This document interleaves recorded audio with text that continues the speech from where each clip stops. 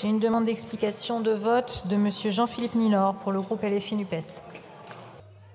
Merci, Madame la Présidente. Monsieur le ministre, Monsieur le rapporteur, chers collègues, cette PPR est une excellente initiative. Pas étonnant, puisqu'elle émane de mon éminent collègue et compatriote martiniquais et frère de combat, Marcelin Nadeau, dont je suis très fier. Mais surtout excellente parce qu'elle répond à des enjeux et des défis contemporains majeurs, aussi bien pour la France entière que pour les territoires dits d'outre-mer, particulièrement exposés au réchauffement climatique, dont les effets sur notre environnement, nos modes de vie, notre économie sont aujourd'hui indéniables. Objectivement, même les climato-sceptiques les plus radicaux ne peuvent aujourd'hui réfuter le constat dramatique de l'intensification et de la multiplication des phénomènes climatiques, sécheresse, incendies, vagues de chaleur, inondations, érosion, houle, montée de la mer et recul du trait de côte.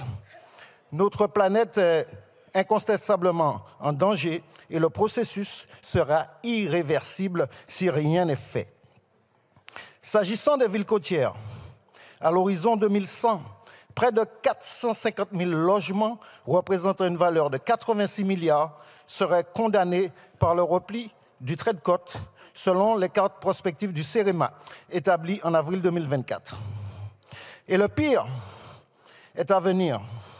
En Martinique, on devrait perdre 5% de la superficie à l'horizon 2090. Et pas moins de 15 000 personnes devraient être délocalisées dans les 35 prochaines années.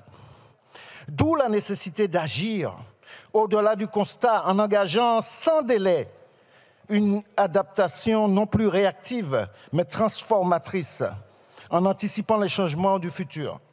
Cette PPR répond aux besoins impérieux de réponses adaptées aux contextes locaux, mais aussi et surtout d'inscrire un plan national d'adaptation au changement climatique dans le marbre de la prochaine loi de programmation énergie-climat.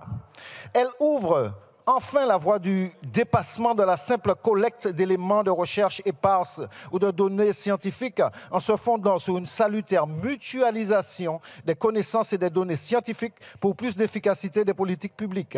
Elle vient combler une carence législative en posant les jalons d'un cadre juridique de l'adaptation dans lequel devront désormais s'ancrer les politiques publiques. Il s'agit ensuite de consacrer des moyens financiers conséquents pour garantir la pertinence et l'efficacité des actions par la création de fonds dédiés à l'érosion côtière. En tout état de cause, dans un contexte de coupe budgétaire brutale des moyens dédiés à l'écologie, je le rappelle, moins 400 millions sur le fonds vert destiné à accompagner les collectivités, cette double ambition d'adaptation et de mutualisation ne saurait se satisfaire d'une coquille financièrement vide si l'on veut véritablement remédier aux problématiques d'inégalité de traitement entre les territoires.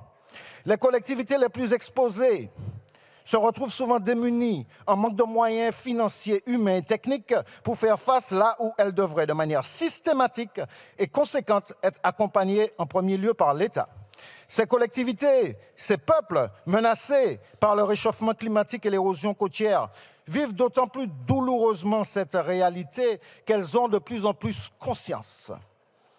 Conscience que les causes profondes de ce dérèglement résident dans les politiques irresponsables des grandes puissances industrialisées de ce monde. D'où la nécessité d'un cadre et de moyens financiers pour permettre d'apporter sur le long terme des réponses adaptées à l'impact dévastateur du recul du trait de côte. En définitive, cette PPR ambitionne de construire un modèle solidaire à destination des villes côtières, mais à partir des villes côtières. Ces villes côtières qui peuvent être, notamment dans les territoires dits d'outre-mer, des terres d'innovation, des terres d'excellence et de référence écologique, comme le Prêcheur en Martinique. Nous, au groupe LFI, nous la voterons avec force, fierté, conviction et détermination. Monsieur le député Je vais mettre aux voix la proposition de résolution. Je vous indique qu'il y a un scrutin public que j'ai annoncé tout à l'heure dans l'enceinte de l'Assemblée nationale. Je vous invite à rejoindre vos places. Le scrutin est ouvert.